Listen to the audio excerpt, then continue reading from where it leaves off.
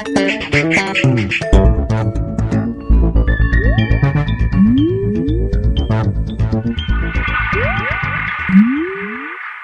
everyone and welcome to the Vortex, where lies and falsehoods are trapped and exposed. I'm Michael Voris. Machiavelli, the 16th century political theorist, whose name is synonymous with ruthlessness and disloyalty, listed 5 qualities for the successful leadership of princes. He said, quote, "He should appear all mercy, all faith, all honesty, all humanity, all religion, and nothing is more necessary to appear to have than this last quality."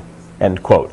Why would he insist that a leader appear to have the quality of all religion, that is, affect an outward display of intense piety regardless of his personal opinions? Simple. Putting on a religious act means you can convince people you think you like them and so they trust you as a leader.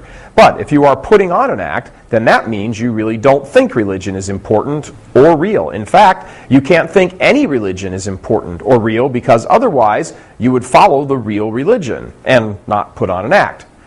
Treating all religions as the same is an effective way to rule. That's his point. It gives all citizens the sense that their religious sentiments are fine because they're believed by the leader, that no one set of beliefs is better than any other. Machiavelli wasn't onto anything new. The Romans did this centuries earlier. As long as a citizen in the empire included the gods of Rome in their worship, the Romans didn't much care if they also worshipped smoldering tree bark or dying lilies. Religious relativism goes back long before our current century, long before even Machiavelli. But in our day, it is especially dangerous. Religious relativism is illogical, unadulterated, simple-minded refuse for the unthinking, uncritical, mentally deficient cultural zombies. Plain and simple. When 2 or more competing ideas contradict each other, they can't each or all be right. Same is true when it comes to theological propositions. There is either a God or there isn't. The Catholic Church was either founded by Jesus Christ or it wasn't. Anyone who wants to posit the truly imbecilic notion that Hinduism, Islam, and Catholicism are all equal in truth needs to have his grade school diploma revoked. When our blessed Lord queries, "Who do you say that I am?" it was said to his apostles but intended for all humanity.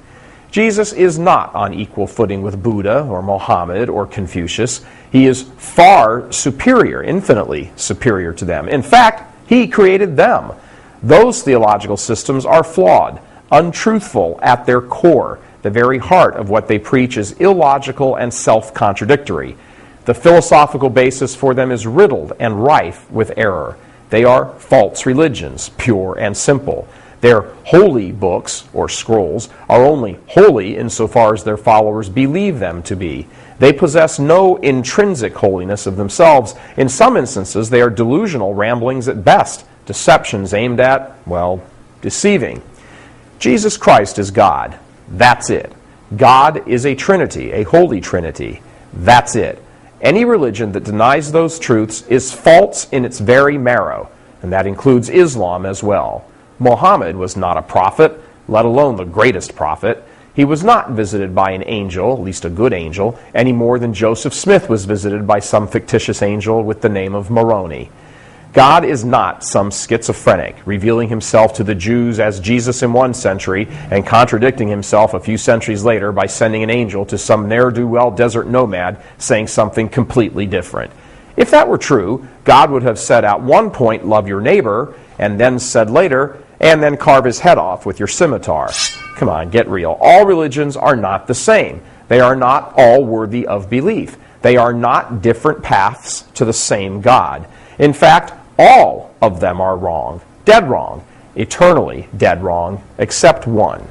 But if you're a liberal, progressive, modernist, left-loony, unthinking, few cards short of a full-deck relativist, then somehow you have convinced yourself that it simply doesn't matter if one man says God is nature and another says Jesus Christ is God.